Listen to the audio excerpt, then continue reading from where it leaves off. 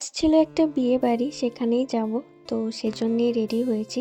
Hello, আমি পায়েল। তো Payel's mini ব্লগে তোমাদের আরও একবার সবাইকে স্বাগত।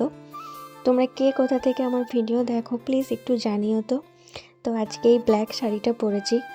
ব্ল্যাক কালার আমার অন্যতম কালারের মধ্যে সবচেয়ে সুন্দর একটা কালার।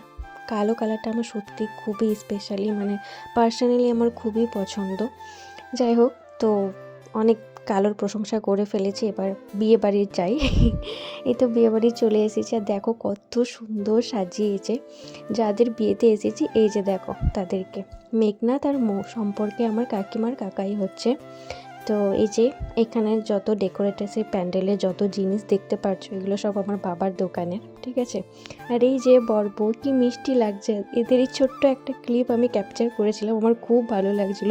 দুজনে কিছু একটা কথা বলছিল, আর মুখের এক্সপ্রেশনগুলো কি সুন্দর ছিল না। আর দুজনকে রিসেপশন লুকে এত সুন্দর লাগছে দেখতে, কাকিমা ভীষণ মিষ্টি দেখতে হয়েছে, আর এত সিম্পল মেকআপ ছিল সেই জন্য আরও সুন্দর লাগছিল। আর কাকাইও ভীষণ হ্যান্ডসাম। হ্যাপি ম্যারিড লাইফ, তোমরা খুব খুব ভালো থাকো, সুস্থ থাকো। Happy happy married life. অনেক কিছু স্টল বসেছিল, তার মধ্যে ফুচকা আমি দুটো খেয়েছিলাম, শুধু বেশি খাইনি। আর আজকে আমি মনে হচ্ছে একটু বেশি সেজে ফেলেছি, তাই না? কেন বেশি লাগছে আমি নিজেও জানি না। আইলাইনার একটু পরেছি বলে হয়তো মেবি বেশি লাগছে। একটু উগ্র উগ্র সাজ লাগছে, মনে হচ্ছে একটু বেশিই যেন সেজে ফেলেছি। কি জানি, আমি নিজেই কনফিউশন ছিলাম। কিন্তু যত মানুষই আমাকে দেখেছে, যে দেখেছে সবাই বলেছে ভীষণ সুন্দর লাগছে, এই অনেক কিছু। তো ঠিকই ছিল, তোমরাও জানিও কেমন লাগছে।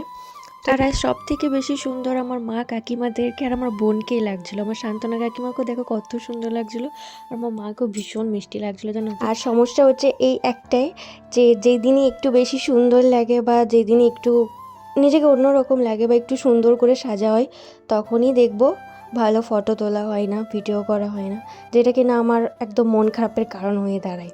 আর সত্যি কথা বলতে জানো তো, আমার সেদিন সত্যি একটাও ঠিকঠাক ফটো ভিডিও কিচ্ছু করা হয়নি। সেজন্য আমার খুব রাগ লাগছিলো নিজের ওপরই। আর ফটোগ্রাফার দাদা যারা ছিল, কপিলদা আমার চেনা, ভবেশদাও আমার চেনা, আর ওই যে সাধনদা যে আমার ফটো তুলে দিল, ও আমার চেনা। ও আমাকে 2-3টা ফটো তুলে দিয়েছে ভালো ভালো ক্যামেরায়। আমি জানি না ফটোগুলো এখনও পাবো কিনা, পেলে নিশ্চয়ই তোমাদের সাথে শেয়ার করব। তো যাই হোক, থ্যাংক ইউ দাদা তোমাকে।